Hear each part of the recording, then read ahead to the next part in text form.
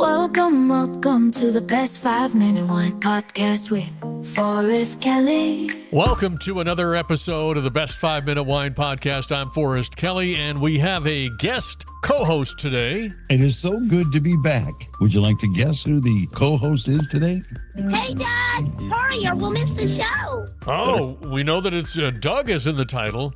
Yes, your buddy Doug, who knows nothing about wine but loves to talk about it. And you are the host of your that's the whole objective as guest hosting on today, is to get a little exposure for your podcast. Tell me about it. Yes, Forrest is so gracious to come on my podcast, and I love to return the favor. Mine is Walk and Roll Live Disability Stories. walkandrolllive.com if you want to check it out. And who are we interviewing? Who are we going to give a rough time tag teaming today? Well, we're going to talk with a young woman who is at Oxlee Graham, and her name is Jennie.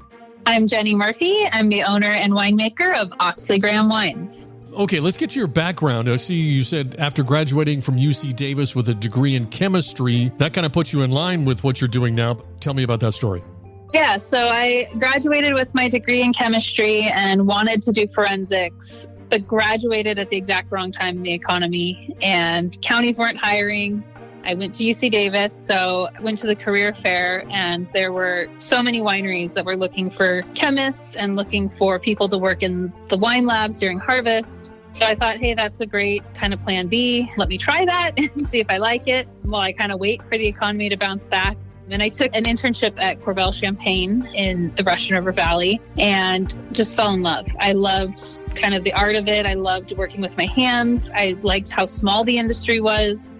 And so thought when that internship was over after 7 months, I'm going to try that again. And so I started looking for jobs and wanted to find a big lab with big toys and kind of all the big chemistry, nerdy stuff that I love.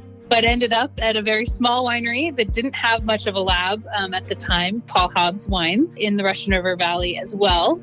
Paul loved the fact that I was a chemist. He wanted someone to come in and revamp the QC procedures and all of the instruments, and I got to kind of build my own little lab there. And so that ended up being a great next step for me as a chemist.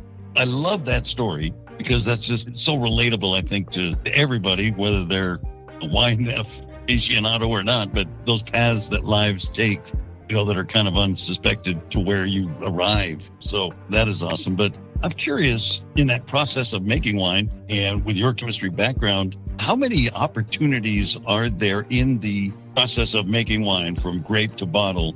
Are there for you to intervene to change the outcome of what the wine's eventually going to be? So I think it depends on what type of winemaking you're talking about. I think for a chemist in general, there's a lot of opportunity. When you're kind of looking at the chemistry of the wine, knowing the numbers is really important. So when you bring the fruit in, you want to look at the chemistry, see what you need to add. I personally am a winemaker that's always made wine without inoculating. So I don't add any yeast. I don't add any bacteria. So I need to just feed the natural yeast and bacteria that are coming in with good nutrients for the yeast. I got to keep the bacteria at bay until I'm ready to go through that secondary fermentation. So I need to add a little sulfur. But I like to be very natural with my winemaking. But there are bigger houses that, those numbers mean everything. When I was at Corbel, something I found really fascinating is that they're trying to make the same exact wine every year. And, wine is not the same. Vintages vary a lot. And so for them, they need to know the exact numbers, what color that wine is, all of those kind of trigger points so that they can make decisions to kind of create this wine that is the same. And that's really hard winemaking. That's challenging. And so a lot of the bigger houses, wines that, people love at the grocery store, those are hard wines to make because you're making a really distinctive product. And so science becomes really important in that type of winemaking. What I do, I love to know the numbers. I want to know every number so I can make an educated decision. But really, I'm working with a little bit of acid and some sulfur, and that's pretty much all I'm adding. But I need to know that it's healthy and that I don't need to add more sulfur. I like to keep my numbers really low. So the numbers are important, but they're more of a benchmark for me, where for other winemaking styles, it can be hugely important how you drive the winemaking. Do you miss forensics? I don't. I think I like the outdoors, and I like seeing the sky and I think with forensics, I might have been a little bit more stuck in a lab. That's when you know you've made the right decision. When you go to college to be, like you said, forensics, to go into forensics and you deviate from that and now you are where you are, you don't look back with regret. Exactly. Yeah, I tell my mom, sometimes I say, I really wanted to do something that helped people. And she said, honey, you are helping people. People need wine.